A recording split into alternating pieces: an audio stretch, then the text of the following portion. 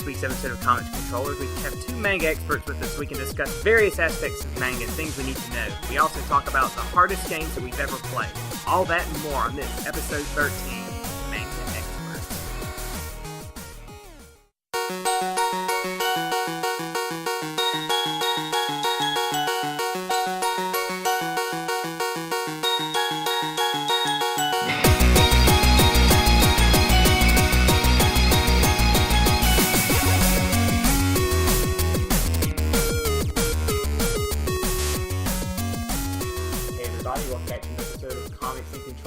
As always, I'm Kyle, joined by my co-host, Steven.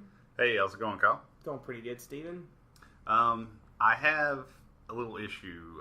I know, this is comics and controllers, and something that I'm not really into, but I'm trying to get more into is manga. And, oh, man, I thought you were going somewhere else with that. Oh, yeah, no. Nothing that kinky quite yet. Okay. But I know that you are a little bit into manga, and so I thought today would be a good day if we had a couple of guests, some resident experts, if you will, air quotations. And so today we have with us Evan. Hello, my name is Evan Jones. I am the co-host of the Offenders podcast, along with two other fellows. I do vocals for a hardcore band called World Demise, and it's a pleasure to meet all of you. And voice acting, apparently, also. And this is Shane. Yeah, I don't have anything special about me. I'm just Shane.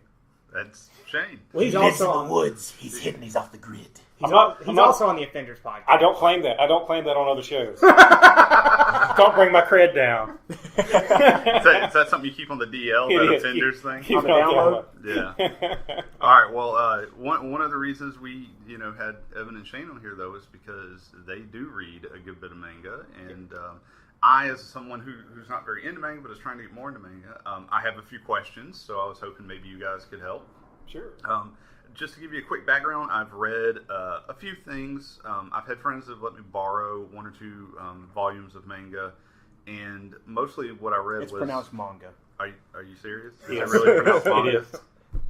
Shane and I both happen to speak Japanese, so we're just educating you. Okay, all right. I'm sorry. Let me backtrack there. I've been wanting to say it all day. I'm sorry.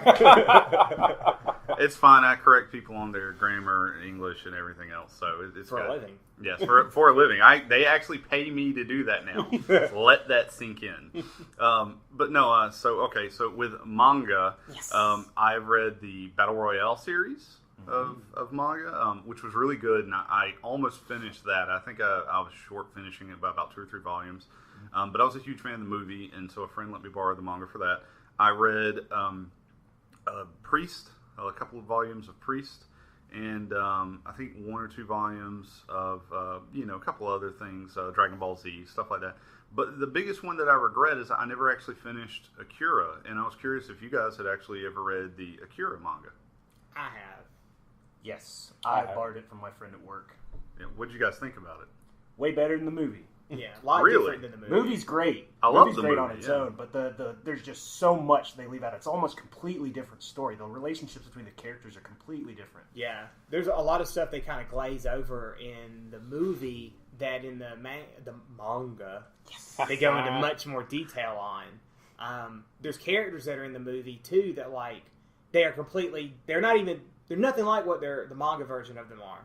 Like a great example is in the movie near the end when Tetsuo is walking across the bridge, there's this whole cult of people going about. And there's the cult leader who is like some old woman with this giant weird hair, and she's carried on this palanquin by these people. That's about the most you ever see of her in the movie. In the manga, though, she is a much bigger deal. She actually is like with the kids and stuff. She had ability. She came from that group of people. And they go a lot more into that. So, it's, while the movie is great, the manga is just so much better. There's so much more to it. I mean, at one point, a dude flies into the moon and just puts a crater in it. I've never actually read the manga. Oh, I'm actually one of the few people that didn't even like that movie. Really? I mean, I didn't think it was bad. I just didn't think it was great. Everybody's like, "Oh, that's the greatest thing." I'm like, "No, it's okay." I might. That wasn't my first exposure to anime. My actual first exposure to anime was Ghost in the Shell, but I think Kira was second or third up in. It was in my there. first. I think Ninja Turtles was my second. Mine was Unico when I was like 7 years old. Well, okay, so let me ask you a question. So if they were to actually take the manga and turn it into a series of movies, how many movies do you think they would need? It'd have to be a series. Yeah, like it would have to be a series. You know, they do that a lot of times with manga and anime over in Japan. They'll take a manga that's ongoing or one that's just ended or something, and they'll turn it to a series. And if it's an ongoing series of manga that's still running, like Naruto or Bleach or Dragon Ball Z was when they came out. Then you run into the bane of all of those filler episodes. Yeah. Yes. The problem is that they animate it. Usually the manga's only coming out maybe once a month, twice a month, maybe weekly if it's a shonen series at Right, most. sure. But the show starts to catch up really quick to it. So they have to start throwing filler stuff in there. And like Shane was saying with Naruto, there's like over 100 episodes of filler in like the first series of Naruto, and they're all terrible. There's like 2 good episodes in that 100. That's why I've never actually watched it. I'm sure there's cool characters in it, but I just can't get into it. Yeah. Well, I tried Inuyasha and I couldn't do it. There's so much filler, and there's so many episodes. I mean, I don't even know. Did they ever finish Inuyasha? No, it just kind of ended. They just kind of stopped it. But that's a problem with that studio because they did it with Ranma half too. That's why I didn't watch Inuyasha. I started to watch it, and I was like, I've already seen Ranma 1/2, thank you. And so, and it's awesome. Yes. With manga in general, though, like for somebody who is starting out, knowing that what Steven said he's read already, what kind of stuff would you recommend to him that you've read, Shane or Evan? I recommend to everybody Fist of the North Star because there are elements. Yes, there are elements of pretty much any genre that you can think of in there. I mean, it's got action, it's got romance, it's got horror, it's got comedy, it's got everything in there. It's real strong characters. It has a solid foot in the ground of pop culture already because it's a tip of the hat to like Mad Max and stuff like that. Yeah. And there's lots of crazy mystical martial arts, but I mean the characters just in and of themselves make the entire series. It could be the stupidest fucking storyline in the world, but as long as you put those characters in it, which they have done in Didi Hokuto no Ken, you can look that up if you'd like. I can't spell that. 2 D's and Hokuto no Ken. Basically, they take the characters and put them in modern day. It's like, okay, you have to survive in the modern world. Go out and get jobs. And they're like, what? Oh, I've seen that one. It's That's really the one that's funny. the kind of like little comedic, little chibi drawn characters. Okay, yeah, that is funny. Is it as odd as Fooly Cooley? Because I tried to watch that. I've not seen Fooly Cooley. I have heard that the manga actually makes more sense. But I tried to watch the anime and I just could not wrap my head around it. That happens a lot of times when they convert stuff over because things get left out. Like a great example of that too is Full Metal Alchemist. Like so, when Full Metal Alchemist, the original Full Metal Alchemist TV show came out, the manga was still going and it wasn't that far into it. So it quickly outpaced the manga. So they're like, well, we'll just go with where we think it's going. Right. And that's why that first Full Metal Alchemist has nothing to do after a certain point with the actual manga. The newer one, though, Full Metal Alchemist Brotherhood, it's almost page for page like the manga because it was meant to follow. In fact, it didn't end. It ended the same day the manga ended because like the guys actually got together to make sure they were going to be together and they would come out so you wouldn't be like let down or whatever. Right. Oh, that's kind of neat. So, but the point I was going to go towards is just the characters in and of themselves really make the story because you see like the struggles that people go through. Because just a quick story, I guess explanation. The world has already ended, post-apocalyptic. You have just anarchy and just like gangs of crazy ass bikers and just like it's nothing but bad people and villages of people trying to survive. And you have one guy who shows up who still believes in the old ways, and he just shows up and he just fucking creams everybody. Just exactly what you want to see. You want to see the bad guys get the fucking shit kicked out of them, and you want to see love and hope and compassion win. It's fucking beautiful. It's amazing. But the thing is, there's so many different factions that the bad guys start to make sense to you. It's like you see some of these people and there's like, well, you're a douchebag, but I can understand why you're a douchebag. But it's amazing. It's just it feels good. It came out in the early '80s, so I know some of you out there. I saw Steven shaking his head a little bit. Might expect a little bit more in the way of story, but if you just watch it for what it is, it's very enjoyable. Yeah, it's pretty good stuff. Like. It's spun off several other series, too. I don't know if about the characters themselves. Yeah, if they were manga, all of them. I know some are anime, like Legends of the Dark King. Was that it? Yeah. That horse. Yeah. Horse was the best part. The great, strongest horse that have ever lived. Took out armies of people. You told me about that. You Yeah. told me about that story. Yeah. Literally in this series, it follows basically the main bad guy from Fist of the North Star, and he has a horse in Fist of the North Star, and this is the story of how this guy became the main bad guy. And at one of the episodes, he goes and gets a horse. Throughout the entire series, there are probably only 2 people that ever hit this character. One of them is this horse. Yes. And this horse is the most amazing horse ever. Like, it's ridiculous. If you want to just see the scene, you can look up Legend of the Dark King, and the horse's name is... Kokuo. Nah, they call him something different in it, though. Maybe he is the Dark King. Could be. I don't know. Kokuo, if you type Kokuo, it'll come up. Or if you just look at Legend of the Dark King horse, I'm sure you'll get that scene. You'll definitely get it. Because it is crazy.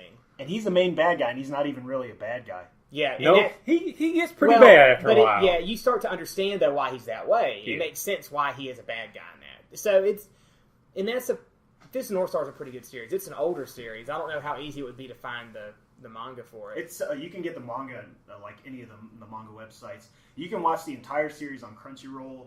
Mm-hmm. You can download it pretty much anywhere. You can buy it. I don't know if Viz still manufactures it, but I think you can buy it on DVD. Discotech does the. Oh, they made it. Yeah, they do all. They had all 4 volumes of it out, which is like all 100-something episodes of the anime. Mm-hmm. All right, so yeah, that's a really good one. What's the one that you'd recommend, Shane?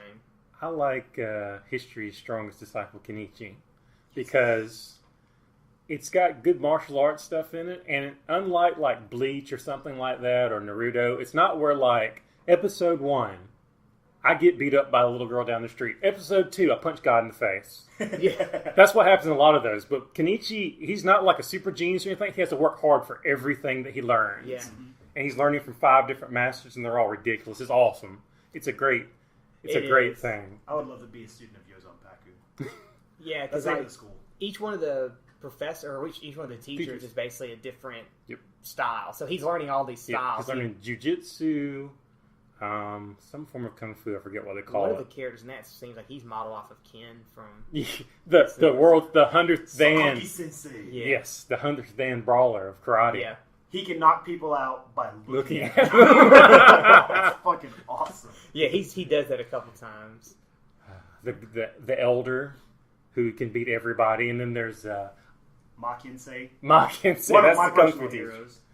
Apachai. That's a good series because it has a lot to do with like fighting, and it's fairly real type fighting. It's not like you said Bleach or anything. There's a lot of manga that follow that type stuff, like Baki the Grappler. And, oh man, damn! Yeah, and that's manly right there. What is it? Shoot Fighter Tekken? Mm-hmm. That's a really good one. They were like, imagine like MMA manga is what those come down to, and they are brutal. Awesome.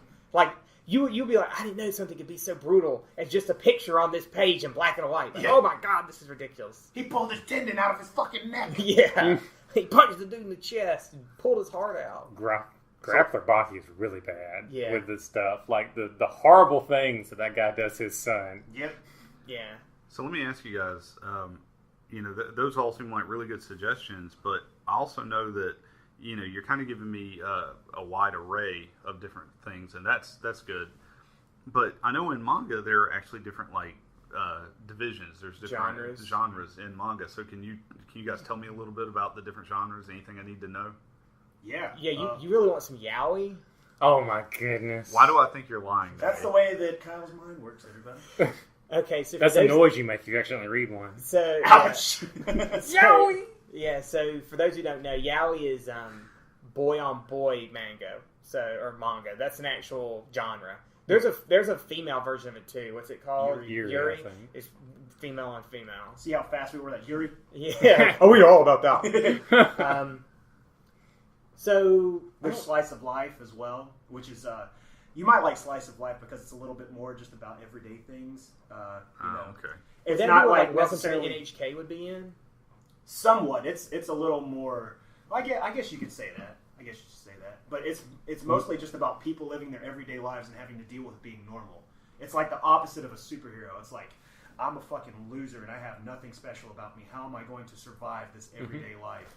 And they find ways through their friendships, through just social interactions, through anything, through coming through a billion things that go through their heads. But it's cool because Kyle and I watched Welcome to the NHK. Shane, did you ever finish it? No.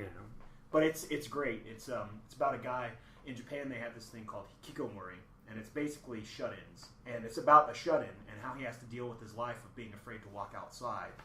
Being afraid of the outside world because he feels like he's a failure. And to be completely honest, I can relate with that a whole lot because I stay home a whole lot because I am very different than most of the people that walk around in everyday life, and I'm cool with that. But it's cool because you get to see a little of yourself in these characters because they're just striving to be as normal as everybody else is. Well, that's what a lot of slice of life stuff's like. It's more relating to the other characters, like understanding, like, oh wow, this is everyday stuff. I can see parts of me in this person, things like that. Yep. Something you're not going to get out of like necessarily Fist of the North Star or reading normal. I'm exactly like somebody from the Fist of the North Star. What are you talking about? I wish I was. I'm in Toki every day of my life. I'm trying to think. I guess high school type stuff would fall within the. A lot of this stuff is like bunch of stuff mixed together. Yeah, there's a lot of them also that are almost historical type stuff, like Lone Wolf and Cub, Samurai Executioner, and Jidaigeki. Yeah, films. Those are basically they're based on actual historical characters. Now they take some leeway with them, but those are really good stories, and there's a lot of those and movies for those too. Now you mentioned shonen earlier. Is that a certain type of manga? That's young men's manga. That's young men's manga. Like Shonen Jump is where it comes from. That's the name of the magazine that releases it. So for our fans who listen to this who haven't ever bought any manga or anything, over in Japan they do Shonen Jump, and there's a couple other I think that are like kind of magazines that are manga. Shoujo Beat for girls. Yeah. So we would spend like what, $4 on a single comic, 22-page comic over here. You could spend $5 over there and get probably like 5 or 6 larger than 22-page manga in a single issue of Shonen every week. Mm-hmm. So it's a very cost-effective way. That's why a lot of people over here, when Shonen Jump started to release an American version, people were buying it because it's $5 and you're getting huge amounts of stuff for that $5 rather than just a single comic filled with ads. So now, an actual single manga, though, as someone who works at a bookstore, is around $10. Is that? But that's what you're getting there is not just one issue of a manga. That's probably anywhere from 7 to 10 issues of a manga in one of those books. Okay. Is that how you guys normally get your manga, or? Yeah, I have a pretty large bookshelf full of them.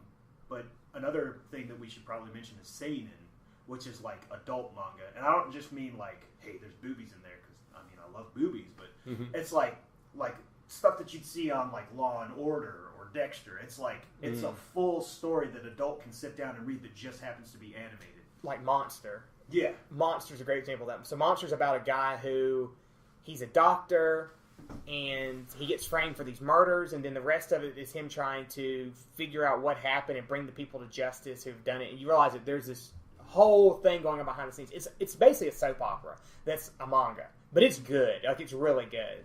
So I would even say that Evangelion would fit into that because there's so much going on in that story, so much about psychology and dealing with trauma and just growing up. That's another one that I would recommend to people for manga or anime purposes, period. I've never seen the manga of that. I might like to read that manga because I did enjoy the actual anime series for Evangelion. Oh, man. It's fantastic. I don't remember how close it is. I mean, it's fairly close. There's a little bit of different stuff. They go a little bit more into detail in the manga than they do into the actual show.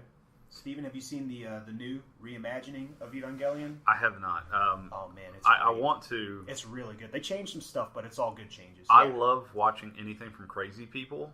And I hear that the guy who makes Evangelion, like, he was actually in a mental institution when he was writing some of it, apparently. And that just makes me want to see it even more. Let me tell you how much of a nerd I am. A couple years ago, me and my buddy Britton Mead went over to Japan, and we actually found the only theme park which has an entire area dedicated only to Evangelion. And we went there, and you like walk into these rooms, and there's like a desk where you can sit down and pose as Ginro. And there's like cells all over the place, and we totally gaijin smashed the place. It says no pictures, and we were just like, sorry, we don't speak Japanese. But I mean, like, you go into these shops, and man, there's just Evangelion everything. We got like little Nerve ID cards, like we worked there. Didn't you watch the movie? Was it the third or second movie? Yeah, we watched there? Evangelion 3.0. Okay. Yeah, over in the theater over there. That's a very strong story. If you just can enjoy a story, watch those. What are they up to now? Like, is this the There's only fourth? 4 parts. There's Yeah. there's a 4th one coming out. I don't think it's been released yet over there. No, not yet. And now They got this delayed is another, after that earthquake. Yeah, this is another reimagining of the ending because I know a lot of the parts are just redoing the It's last a- 2 episodes. Well, it's a right? reimagining of the entire series. Basically, Ah. the guy was like, "Listen, I'm just going to redo it. I'm going to like kind of do it the way I want it and change the story a little bit." And so things happen differently in it. And right now, it's completely different. Let me just say this. This is a spoiler if you haven't seen the entire Evangelion series, but since all of us have, it's okay. Well, except Shane, because he's probably not going to watch it anyway. Plug your ears up. What are you Shane. talking about? Okay, so the new Evangelion series, I'll just give you this clue. I've watched all 3 of them. Think See of that? the very last scene of the original Evangelion series, and then watch the reimagining. That's all I got to say. All right. Fair enough. So, any final tips you can give me on, if I wanted to start reading some manga on my own? If you just want to have some fun, let me give you some really easy to digest ones that are just completely silly. Bobobo is one of my favorites because basically it is pop culture porn. It's silly references to pretty much any series that you can think of. It's a lot of like Tom and Jerry style slapstick stuff, but it's really funny. It's really stupid, and there's lots of tips of the hats to series that I love. What is with these names? Like, a friend of mine recommended one called Durarara. I was just like, It's somebody who can't speak. Yeah. Bobobo is just his name. Bobobo. That's his full name. But another really good one that I've enjoyed recently is Ninja Girls, and it's known as a harem series where you have like one guy who, depending on your state of mind, is either very lucky or very cursed to have multiple girls in love with him, and he has to survive without any of them killing him. Tenchi Muyo So is it's one like most people know. Tenchi Muyo. Yeah, Yeah. I watched Tenchi Muyo back when it was on Cartoon Network. Yeah. I love and, Ryoko so and much. Kyle actually got me to watch Rosario Vampire. I need That's to watch good. that. That's I a need good to one. watch You that. do. You like Monster Girls and you like harem. Yeah. It's a Monster Girl harem. I just finished Monster Girl Quest 3, so now I will have time to do I'm it. not as huge on the goofy anime, and I'm not usually big on the fan service me neither, stuff. but it's good. that was Don't watch Ninja Nonsense. It was entertaining. It was highly entertaining. The second season was much better than the first one. The only complaint, if I had anything about it, is in both cases at the end of both seasons, the big plot at the end comes out of almost nowhere both times. But It's like they realize, oh my god, it's the end of the season. yeah, we got Spoiler to do plot. something. That Yeah. reminds me Like of Excel Cell Saga. Yeah. The whole thing had nothing to do at the end of it. They tied it all together. Here it is. In on episode 24, they finally realized they needed a plot. Then on episode 25, they didn't care anymore and they went too far. Yes.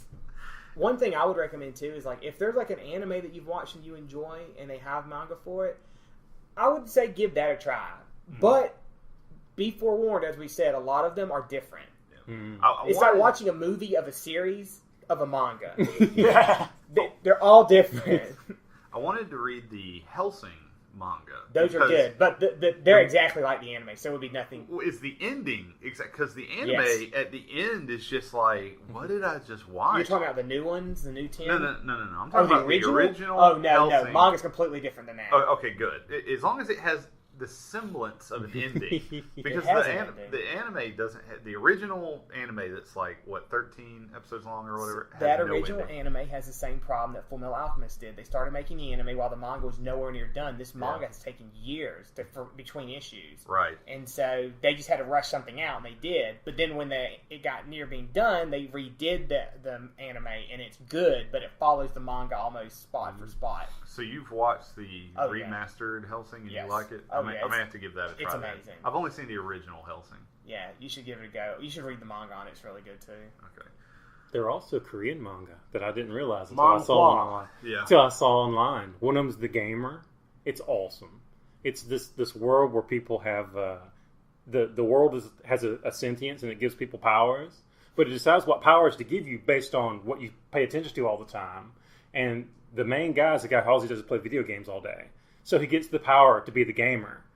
So when he looks around, he sees like Captain N.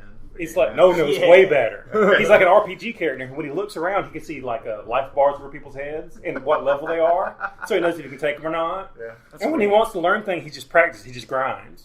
So he just takes his baseball bat and hits a tree over and over again and increases his blunt weapon skill. I might have to check that one out. And he's broke something. But he's also hard to kill because when you hit him, no matter what you hit him with, it just takes life with his health bar. Until his health bar reaches 0, he's fine. Wow. It's really good. Cool. Yeah, I remember you telling me about that. That's a Korean one? It's Korean, yeah. There's also another one, God of High School. It's not too bad. It's a martial arts one. I think my sister she reads a lot of the Korean stuff. She says it's pretty good. Your sister's actually one of the reasons, like, I used to overhear her and one of her friends talk about manga all the time. She's one of the reasons I actually... Yeah, be careful what you read of hers. That's where you might get some I didn't say I was, like, taking suggestions I overheard her talking about some stuff at work, because we all used to work together. Yeah. And I would overhear her talking about manga and stuff like that. And I was like, man, I should try some manga, you know. They have a softcore version of yaoi, too, where it's basically just like guys in love. But it's still guys in love stuff. I mean, there's nothing wrong with it if that's what you want to read, but I don't think that's what you're looking for. You're probably looking more like the North Star action, comic book type stuff. I actually agree with you.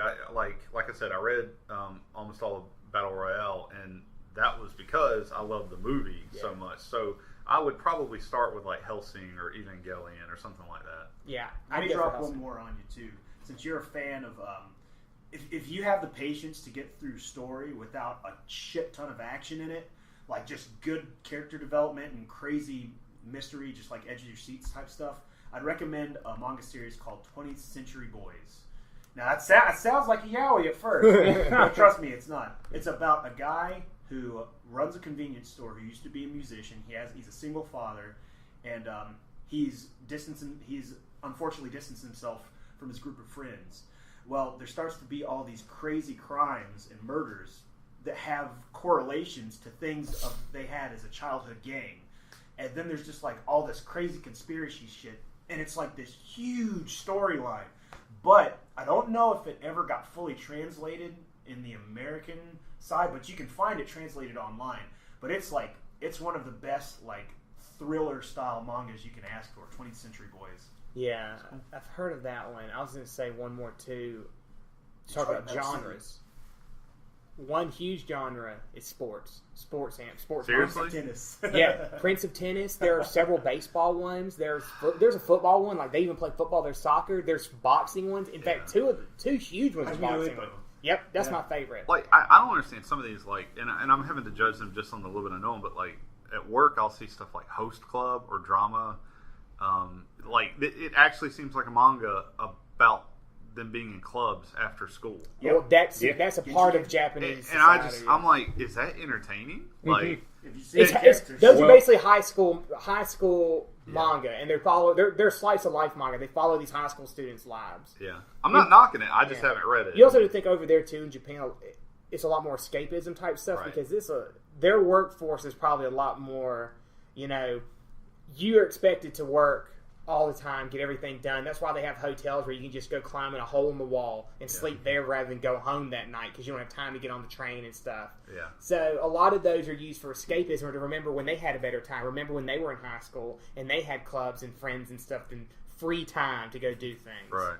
So it's not like over here. Like if you're an adult male riding a subway in America reading a manga, people might look at you funny. Over there, people probably don't think about it. Oh yeah. But. So yeah, but some of the sports ones are really good. Like, what was the one that you were reading, Shane? I usually watch the anime on that. Kuroko's Basketball. Yeah, but that is a manga too. It's Kuroko's pretty good. Basketball. I don't know if they have a name for it, but this is the last one. I know I've thrown a million at you. Mm-hmm. The Reformed Criminal Gets a Normal Job anime is one of my favorites. Because you have that's a genre, huh? Yeah, it's a thing they got over there. They got Great teacher Onizuka. Yeah, he used to be the head of a biker gang, and now he's just a high school teacher. That's a good one too. It's great. There's another one that I've been watching lately. It's old school. It's called Salaryman Kentaro, and it's about this guy. Did you say Salaryman? Salaryman Kentaro. Yeah. Okay, that's a term for people over there. Yeah, like a white collar worker. Ah, okay. And basically, what it's derogatory term. It's not a good way to refer to somebody. But some people take pride in it. But the thing is, he's this guy who used to be like the head of his own gang. He was super badass, killed people with a twitch of his finger. And now he sharpens pencil in an office. So you have like all of these old, fat salarymen who are just like, who's this boy? And like slowly but surely they come to find out that he could fucking kill everybody in there by sneezing. And it's funny because he tries not to let it slip out, but like his friends will show up, they'll be like, there are 8,000 biker degenerates outside of our office. And it's like, whoops-a-daisy, I'll be right back. And he has to go out there, he's like, thanks for supporting me in my new career, guys, but I can't kill anybody here. I have to sharpen pencils, excuse me. Is that his entire job, is to sharpen pencils? To start out, yeah. Okay. But it's like he moves up the corporate ladder without any chicanery or degeneration. Okay. I don't know if there's a manga for it, but Hadaraku Mao-sama is awesome. It's a demon lord, and he's taking over the country in the world that he's from, but then they do this thing, and he escapes to another dimension, and he comes to this dimension, but he doesn't have his powers.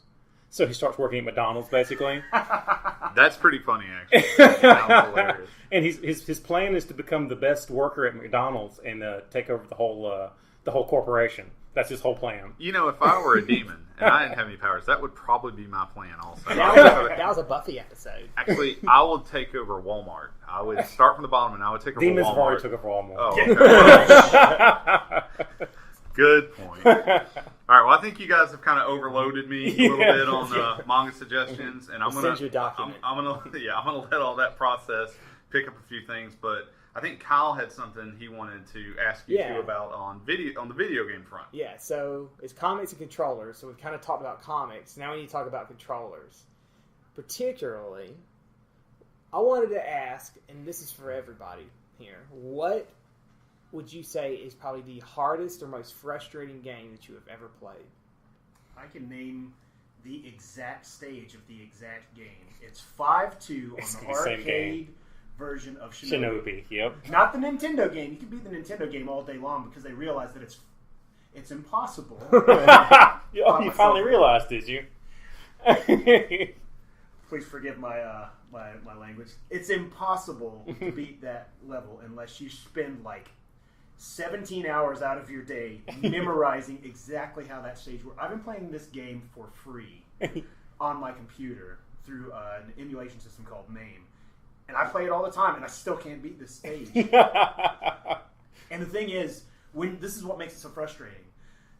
Even if you would have had $10 worth of quarters in this arcade game, if you lose on this stage, you get sent all the way to the beginning. You can't continue. That's what makes it so difficult for me.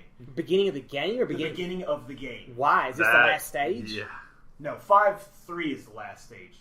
So if you die on any of the 5 levels, you go back. I can get through 5-1 like nobody's business. Mm-hmm. No problem. That is... Let me tell you why. It's a dark forest where ninjas are flipping through the air holding swords. So you have these balls of sword fury flying at you from everywhere.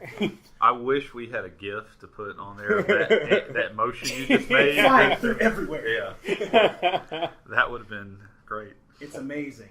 That's without a doubt the hardest thing. That's the hardest game. The hardest boss I ever had to deal with, though, is the end boss of Saguna. And that game is a trap. Because the rest of the game is super easy. Super easy. You can go through it, and you get to the end boss. And here's the thing.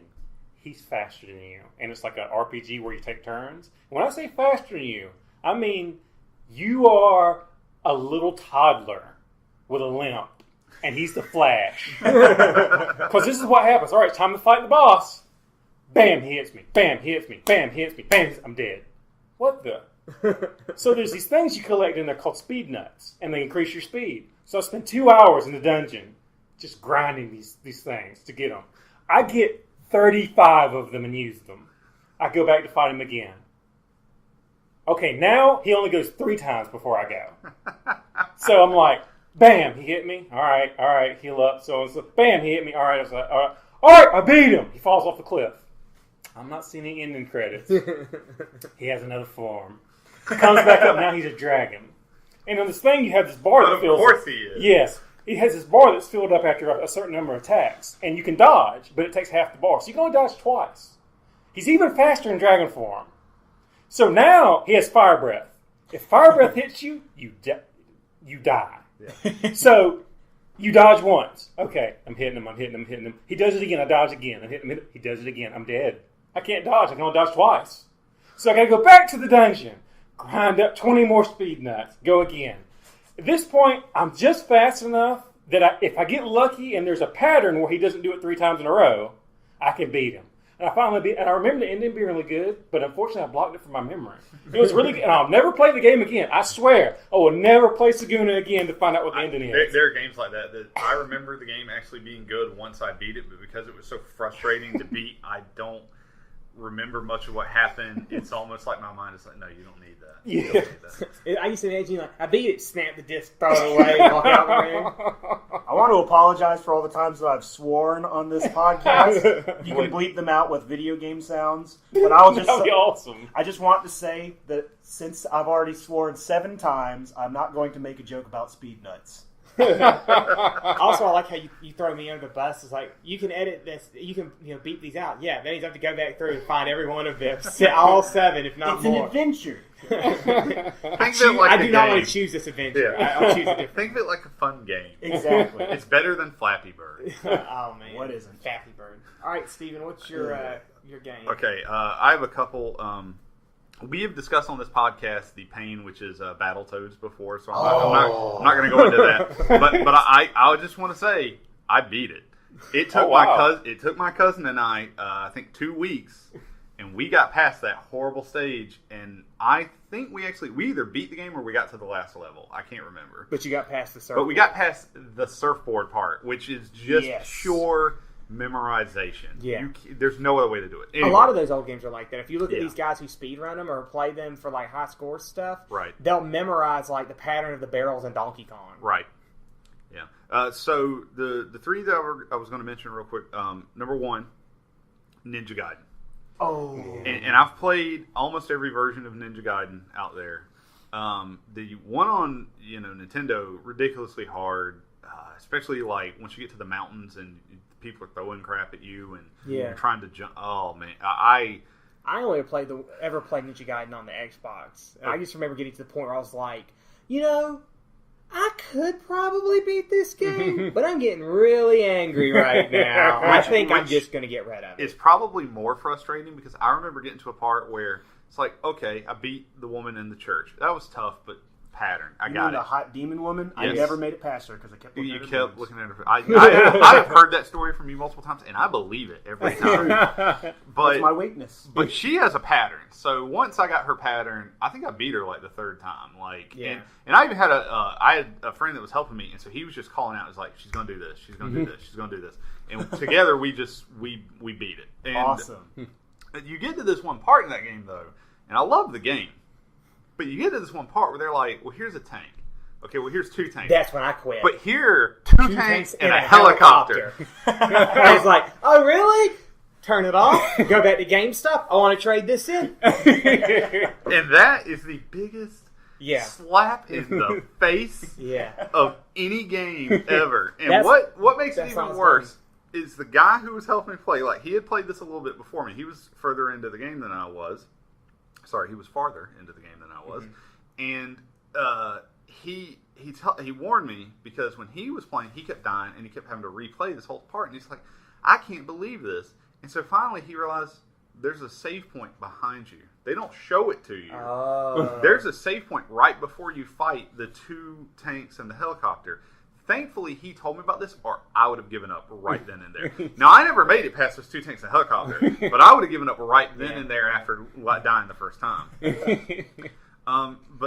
Ninja Gaiden, Thief. There's a new Thief game that just came out. Yeah. And Thief, for anybody who doesn't know, the new one is a little bit more streamlined. And what's cool is once you beat it, you have all these extra challenges you can give yourself. So there's side stuff to do in it, but it's nothing in depth. Well, no. Like, they even have like menus for like, you can turn something on where your health potions only give you half, and you can turn stuff on. You can customize the difficulty of the game. Right, because I'm going to tell you right now, I tried to play the original Thief. I maybe played 2 hours of it because it was so hard. And one thing I did like about it is that was one of the first games. Most video games are like, no, you're a badass. Yeah. You're going to roll up in there. You've got a sword. You've got this stuff. You're if you've had to pull your sword out of that game, then you just need to restart. Yeah, you need to restart, or you need to rethink what the word thief means and what they think it means, because it really means stick to the shadows or die. That's what the original stealth game, and it holds to that. Like Splinter Cell and other games that want you to be stealthy, if you suddenly get spotted, then you can still There gun is a your way out of out. stuff. There is a way out, and you may have to be quick about it. In Thief, it's not like No. The original Thief is not like that. The only other thing I remember about the original Thief game was like the opening part. You walk up and you hear these two guys talking, and one of the guys goes, "Do you want to go to the bar pits tomorrow?" And there's this whole conversation about going to the bear pits. And I just remember standing there listening to it, like, how long does this conversation go on? It has to be like a 10-minute conversation in the game about going to the bear pits. Yeah, And I thought that was always awesome. I always tell people with Thief though, in a one-on-one fight, you will lose if you did not get the jump. If you didn't attack first in Thief, maybe towards the end. You can go through the whole game without never hitting anybody. Right? Yeah, and that's very cool. The last one I'll talk about, and I don't know if this is a game that you guys have played, but I was a big fan of Hotline Miami. Yes. What a difficult game towards the end. Okay, so for you two, just in case you don't know what Hotline Miami is, basically it's like an 8-bit style game, top down, and you basically are like just this dude who goes around killing people for like some secret. Well, they put your girlfriend in the hospital. Oh, that's right. It was almost like Double Dragon. I didn't see anybody walk out and just punch her in the gut or anything, but I think that happened. But you get like masks, and what mask you wear, because you don't want them to see your face, whatever mask you wear, they give you different abilities. Like one of them, they're all animal masks. Yeah, they might give you like a knife to start off with and stuff like that. But the thing is like if somebody sees you and they shoot you, you're dead. Dude, you're dead. There's not surviving it. So like you have to be prepared to die multiple times and just go through there and slowly figure out what's the best way of getting people. Did you beat the last boss? Yeah, I beat it. How? I mean, actually, I think the last boss to me was easier than some of the levels. Oh, really? Yeah. Oh man, that last boss, because he has like a panther or something with him, and is a dog. Or okay. So yeah, the first thing I did is I ran up enough to trigger him and the panther. When the panther and him run, I then like duck around a corner, and it basically tricks the panther. Oh, okay. And the panther still comes, so but you cheated. No, I didn't cheat. I used an exploit in the game that they didn't improve upon. So. Which someone might refer to as. They're wrong. I wish you guys could have seen Steven's look of anticipation when he was listening to Kyle just then. It was amazing. But you still have to be careful because even if you kill the panther, the guy's got a gun. So you have to You have to basically just let him run out of ammo. Yeah, he's nuts. I still have not beaten that last boss, but I went over to a friend's house. That's also not the last boss. That's another level. That's right. Yeah. I went over to a friend's house. He was at that boss, and we beat that. And then I watched him beat the rest of the game because it was a great game. Probably one of the best soundtracks, but there's another game frustration like level was, and now there's a new one coming out. Now I'll play it. There's not. There's another game that's like Hotline Miami, but I think it's with ninjas running around doing the same thing, like running around killing people. And of course, you don't want to be seen because you're a ninja. Right. Well, they are also making a Hotline Miami too because they've got the trailer and out everything for it. Yeah. So. But those are probably the three. There are other games I've played that are ridiculously hard. Like I don't know if anybody's ever tried to beat Mario Kart 64 on the hardest difficulty, but bump that stuff. For me, I think the hardest game is going to be on the NES, Teenage Mutant Ninja Turtles. Oh, the water stage. I think it's impossible. Isn't it unbeatable? I've never gotten past it. Has someone beat it? The Angry Video Game Nerd. Do you know who he is? Yeah, I've seen him. He did a video where he beat it, but he was even talking about how I he got had to do it like once or twice. But yeah. I never beat that game. Worst game. It's bad and it's hard. Yeah, I never beat that game, but I remember getting pretty far in it because as a lots kid, of games with Game Genie. Well, that's true. I mean, you had to have a Game Genie so your Nintendo would work. Yep, that's true. The Dick Tracy game on NES was really hard to me. I might not be hard to a lot of other people, but man, just driving to the crime scene is a challenge.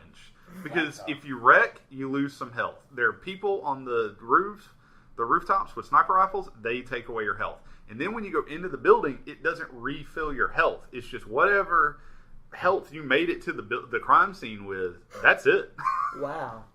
Have you guys ever played Clash at Demon Head? It was an old NES game. I've heard of the title. I've never played it. Yeah. Okay. That's one of those games that's like, am I crazy? Did this really exist? And now I'm not crazy. Thanks, Shane. Yes. I have a question for you, Steven. You mentioned two games, and I was unsure if you were talking about Nintendo versions or the arcade versions. So are you talking Ninja Gaiden and Battletoads Nintendo or arcade?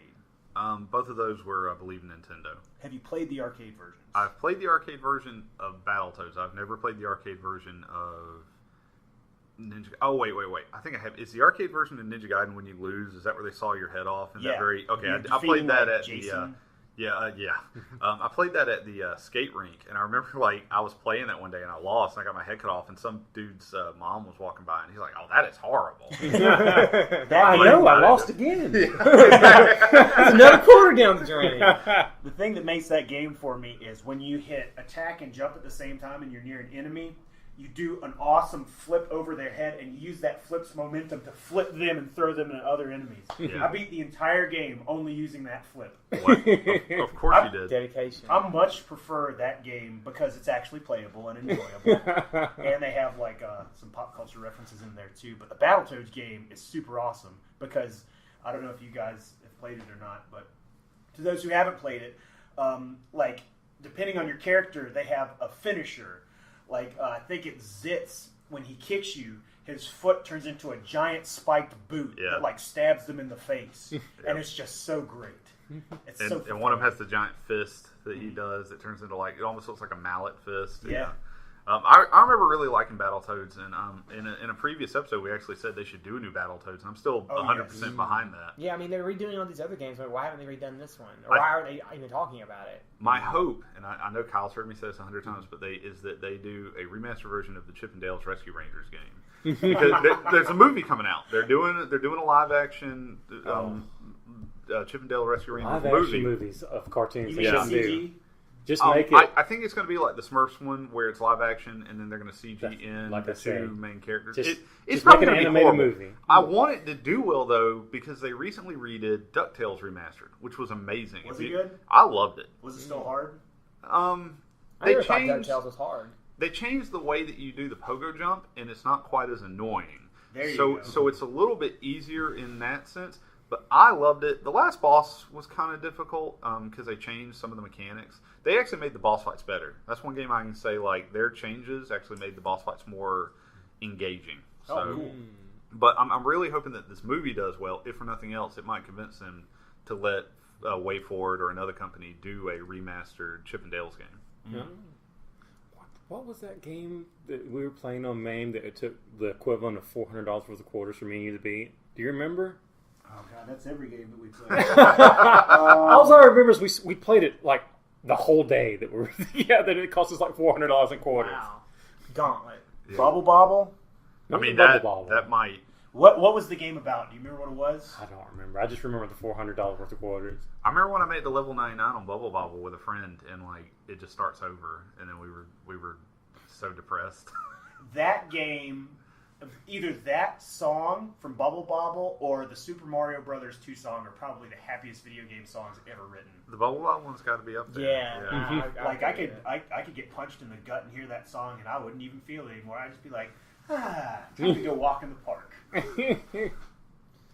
All right. I think the last one I'll mention is I played the Avengers game, the arcade game on MAME recently. Oh, yeah, And yeah. I forgot how hard that game Yeah, was. it's great. You know, in the beginning, it's pretty much just like the X-Men arcade game, which I love the X-Men arcade game one. My favorite thing about that, nothing moves the blob. He always gets knocked down. Yeah, Every time it's right when you knock him down. I play Cyclops, and I make sure to knock his ass down, right? when he says that. Right. Yes. Nothing moves the blob. But yeah, I played Hawkeye and Vision for most of the Avengers games. I use Vision too. And I kept getting killed. I mean, especially towards the end, that game gets really hard. I just remember in the NES version of the Avengers game when Vision does his energy blast, it looks like he's firing out of his armpit. All the Capcom beat 'em ups are top notch. Like the Nick Fury Punisher game, that was awesome. There was a I've Nick never Fury played. Punisher game? Yeah, I've heard of it. I I've didn't never even played know it. that. I wanted Yeah, to. when Punisher does a super attack by hitting all the buttons, he throws like a rain of grenades up and goes, "Hiya ho!" It's really awesome. I've always heard of that game, but I've never actually played it. It's fun. Now, Like is that's Is pretty that, much is that all an arcade game? It is. I See, might have to. I'm one of those rare few, like, I don't really even play consoles all that much. All I do is look for old video games that came out on arcades, because there's millions of them, and I play those pretty much all of my gaming time. You remember the terrible, terrible X-Men game on Nintendo? Oh, the top-down one? Yes. I returned that game. That as a kid, I bought that game, and that is the first game I ever returned to Walmart. I took it back, and it was bad. I'll put it this way: it was really tough. The animations were bad. It glitched a lot, and it's one of those games where I accidentally twice in a row, because Nightcrawler is one of the characters you can pick. Mm-hmm.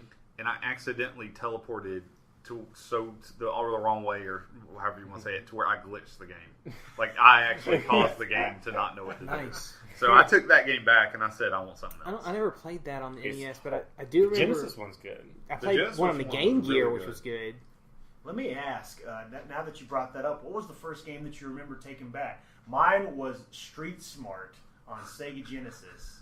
I've never heard of that one. I remember I had that game. It was a SNK like Street Fighter clone, and I seriously beat the game on my first try. And I was like, "This is stupid." Yeah, mine was Devil May Cry 1. Really? You took that back? You didn't No, like it's not that I didn't like it. I beat it in 2 hours. Oh, well, yeah. I remember I was off because this is when the GameStop. There's a GameStop in the mall. Yeah. I remember, and I knew the manager, and I was like, "Oh, cool, yeah, I'm off today. Is there anything new coming out? Yeah, here's this Devil May Cry game. Oh, I've heard about it. Let me get it. I buy it. I go home. I sit down, play it. I beat it. Was it really in 2 hours? Because it was like 2 or 3 hours because it was I no beat time. it in 4, and I know that was when I ran. I know through that it. I'd taken it back. But let's put this. I know that like I got this about 10 or 11 o'clock in the morning. Yeah. And I had a new game by 5 o'clock. Wow. And so, but this is justice. I go and return this. I tell him this is too short, man. I already beat this, and he's like, "Okay, I'm sorry." Yeah, does it? The game I get in return, Elder Scrolls 3, Morrowind. Never beat it because it's too long. The only game I've ever got lost in quit because I couldn't find where I needed to go because there was no good map system in that one. It's also one of the greatest games that if you learn all the little glitches and stuff, you can actually beat that game in like 5 minutes. Oh, Morrowind? Yeah. You can fly in and stuff if you. Yep. Yeah, I've seen people. Fly. And somebody showed me that, and I was like, so the longest game that was out at that time, like you could beat in 5 minutes. Yeah. The one I wanted to return, but I didn't, was the game Versus. You ever played that game? Yeah.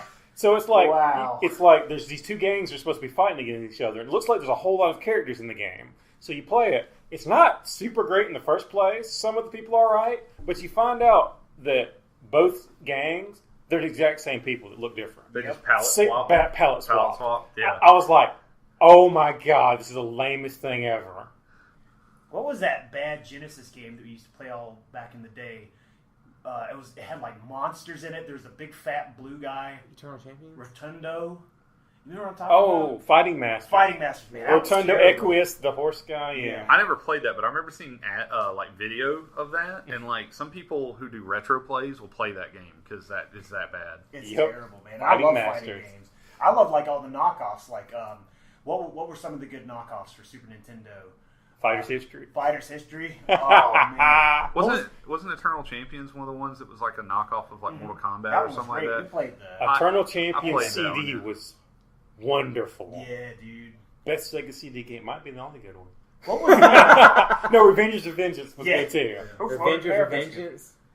Dude, what was the game that we played? It had Amon, the god of heavy metal, and he had a mohawk, and he had like spikes everywhere, and the last boss was like liquid metal. I know the game, but I can't remember. That game was fun, but everybody's special move was the exact same motion, but everybody's special move looked different. So I love that game. I was like, I got this game down pat. Rival Turf. There's tons of good beat 'em ups back in the day. That's kind of my thing is beat 'em ups. No, and I agree, and I love a good beat 'em up. Like I actually just bought the other day Double Dragon Neon. I don't know how it is because I haven't played it yet, but I used to love Double Dragon 2. Double Dragon 2 was like my game back in the day. I never beat that. The reason I never beat that is because the person I play with, we would eventually just end up killing each other. Yes. I don't want to play this stupid game anymore. And Evan might be able, or maybe even Shane might be able to confirm this, but the worst game ever was Double Dragon, the fighting game. It was like Double Dragon 5. I forget the subtitles, the Shadow something. Yeah, because there was the big dark evil guy was the boss. Was there a movie that came out about that time too? They had the Dragon Wagon in it, man. Here's the deal. They had a station wagon. They called it the Dragon Wagon. They made a Double Dragon cartoon, which I actually enjoyed. I thought it was good. And at the time, the Double Dragon video games didn't really have a lot of like extra bad guy characters because a lot of them they either didn't want to use or whatever. So the cartoon, they made up almost all the bad guys except for the main villain. And so the company that was doing the games at the time, they're like, we really like these characters, but we don't want to just do it like an old traditional Double Dragon game. And at the time, Mortal Kombat and Street Fighter and all those were really big, so they made this fighting tournament game, because I remember you could back in the it was day just when bad. there It was so new bad. fighting games all the time. Yeah. Now, Yeah. man, the only fighting games you see that are new are a Street Fighter, a Marvel vs. Capcom, or something along those lines. And as you far won't as see you that for a while because they lost the license yeah, to it. you So probably won't see it again. Actually, Hoping for a new Darkstalkers. Darkstalkers would be great. I love Yeah. that game. yeah. See, Capcom hasn't made any because Capcom had some of its own franchise, but they haven't made any more of it. I remember the JoJo's Bizarre Adventure fighting game. They just remade one of those though, didn't they? But it was, for PS3, I think it was. yeah. But I don't think it was ever Did released. you ever over play here. Mace the Awakening? I love that game. Yes. I actually, in the arcade, I used to be awesome at that game. Yeah, Shane and I used to skip school and just go straight up there and play that game. Yeah. And we need Ice and Goose. Yeah. And you do see a new Soul Calibur or Soul whatever every few Yeah. years. That's but, true. But But five- those are still in the big video game. Those are the big Yeah. fighting game. No, franchises. You I'm don't see agreeing anybody with trying you. anything new. Yeah, I'm agreeing with you. And I think the last thing they tried to do is they had Skullgirls, but they had so many Is that problems with fun? that. It's okay. It's not bad. I played it I at a saw friend's it. house. I It's played it. you know what? It's a new fighter. It's interesting. The tournament people like it as kind of a fun thing. The weirdest thing that's come out is Dive Kick. I'm not even saying it right. Dive Kick. Yeah, I've seen think that. I've But even I don't seen know it on there. anything about It's it. a game that makes fun of other fighting games. Like there are stereotypes. Like sometimes if Evan and I were playing and we start playing a match, it would say like so and so is cheating, and it would give Evan more health than me. Stuff like that. It's like it's actually That sounds a good. game that's meant to make fun of other games. It's love on Steam for like $9, $8. Okay. I've seen it on So, the race. And what it was. Just understand, you're going to play it about 2 or 3 times, and you will never touch it again. Because once all the jokes are gone, I mean, Oh. some people might, but It's probably the whole fun idea, playing with other yeah, people a lot. the whole idea is like the first person to actually land a successful dive kick wins. And it's so weird. Like you can do these crazy maneuvers to jump up in the air and to come down with these weird. That's I'll back- show it to you. I remember someday. this back from like old Mortal Kombat, where it's Yeah. like once you could get off like a sweep or something, then you Yeah. just had them locked down. Yeah. Yes. You were guaranteed at least another 2 or 3 attacks before Yeah. they could counter. Or One day, roundhouse. remind me. I will show you dive kick because I have Okay. it, and it was one of those things. Like I was going to do a video of it for my YouTube channel, and I couldn't even pick the controller. Maybe like back up. 5 minute video. It'd be like, look how stupid this is. It's just a But it's video of you fun. looking at the controller and looking up at the screen and just turning it off. Let me tell you, I got to throw in one from my WTF file. For you Mamers out there, but people who play MAME video games, there is a game that came out that was canceled midway through and then funded by the people who were making the game to upset the company. It was Data East. The game is called Trio the Punch. Have any of you heard of Trio the Punch? No, I've never heard of No, that. but Data East is a horrible, horrible company. So I believe you. Let me tell you, every enemy in the game is Karnov. Every enemy in the game is Karnov. It's just different sizes of Karnov. Your 3 characters, well, I'm only going to give 2 of them out, so you have to look for the third one. One of them is an old man with a backwards baseball cap with a really creepy smile on his face. Okay. The next one is an African-American man with a giant kid-in-play style block throw who uses a sword. Of course. And the third one you're going to have to look up. But, you'll be walking through the game, and you'll be fighting Karnovs, and, a giant hand will come out and try and kill you. For no reason. It's not attached to anything. It's not a boss. And it's just nothing but people saying, let's make the weirdest game ever. And if you like side-scrollers, I can't recommend it enough. You can download it for free. One of the coolest things that I've discovered in the past couple of years is when Nintendo was switching from regular Nintendo to Super Nintendo, there are about 100 games that were never finished for the regular Nintendo. Now, some of them, the companies changed and made them into Super Nintendo games, or they just released them as arcade games and stuff like that. But there's some really interesting, there's the Cheetah Man series that people have finished. There is, there's a ton. But one of my favorite ones is, so I'm looking through, and there is a Star Trek V video game that was supposed to come Wow. out for Nintendo. And it was actually finished, and it was never released because they didn't think it was going to make any money. You're probably But right, because that movie didn't make any money. That was my thing. I was like, of all the Star That was Trek the worst movies Star Trek movie. Wouldn't it to be- base the game off of, Wouldn't it be wonderful if they just made a really awesome video game? It's so much better than the movie. It would not surprise me if the video game, it wouldn't have to do much, but if the video game was actually better than the movie. That was But- also from the era when you would make a game for a movie, and it probably had nothing to do with the movie. Oh Right, my yeah. god. Here's the worst series of things that could ever happen. Street Fighter the movie. Oh, Alright. Street Fighter the movie, the video game. Which you should only ever play Captain Owada in, because he was the most overpowered. I didn't know they even did that. Captain Owada is Sega in like CD. 2 scenes in the movie. I think he has one line. Right. But he is, for some reason in the game, someone who was programming that game was like, no, I really like that character. And they made him the most OP person in that game. Man. Oh man. But actually, the worst thing you can say when talking about movie tie-ins is LJN. They made the Jaws game. They made the pretty much every bad NES game that Karate tied Kid into a movie. and They all made The Typhoon stage. Didn't Ouch. they? I think they made Bill That and game was Ted's hard, too. Excellent Adventure. They made most of the what you would consider the really bad. The only things that they made were good is they made that Punisher game that was like a rails shooter. That was actually good for the time. And then they made a couple Spider-Man games that were really good. But other than that, LJN made nothing but crap back then. Jaws was at least playable. I remember playing it. and Did beating you it. ever beat Jaws? I did. I could never beat I him. beat it. I never beat it. Oh my god, that game The was timing hard. for stabbing with the ship is a pain, but you can do it. And they made Fester's Quest also. I believe. Yeah. Oh my goodness, I never beat that game. Just either. look up any game by LJN, and it was probably bad if it had anything to do with a property that wasn't theirs. Fair enough. Do you guys remember the name of the Fester video game where you would grab the handles and get electrocuted? That's in the arcade. Yeah. that was No. in Time Out, wasn't it? Yeah. I used to love watching people play that game because be like, yeah, I got this. And they'd like fall over shaking. I remember people telling me about that, but I never actually saw it. So that was Didn't it real. actually shock you? Didn't it just vibrate? It vibrated really hard. It was low voltage. Low wattage, I guess.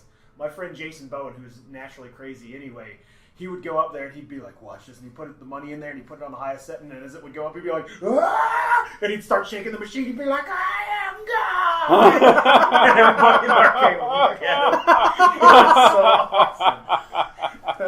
That may be the note we should end on right Yeah. there. Yeah, I think so. We'll end on him being God. Jason Bowen is God. All right. So if you have any questions or anything you want us to talk about on the podcast, you can email us at comicsandcontrollers@gmail.com. You can follow me on Twitter at ZombieJesus here. They can follow Steven at Stephen Wilds on Twitter. on Twitter. And every other website you can think of. I'm probably got some type of presence on there. Fair enough. And do you guys have the Twitters? No. No. If you want to get in contact with me, just look up Facebook. There's a band called World Demise that I sing for. You can get a hold of me on there. If So you want- I have to contact you through your band? Yes. Well, that's how you can get to my webpage. If you want to follow me, you have to do it in person, but I'll probably catch you because I keep a lookout for people trying to follow me around. He lives in the middle of nowhere. Yeah. He has shunned social media, so he shall not be discovered. All right, guys. So until next time, I am Kyle. And I'm Steven. Y'all have a good one.